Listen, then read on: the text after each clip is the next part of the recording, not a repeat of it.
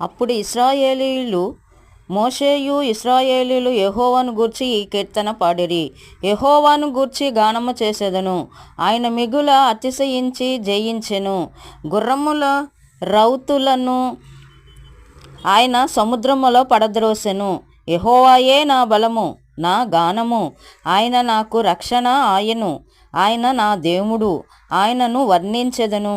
ఆయన నా పితరుల దేవుడు, ఆయన మహిమ నుతించెదను. యెహోవా యుద్ధశూరుడు, యెహోవా అని ఆయనకు పేరు. ఆయన ఫరో రథములను అతని సేనను సముద్రములో పడద్రోసెను. అతని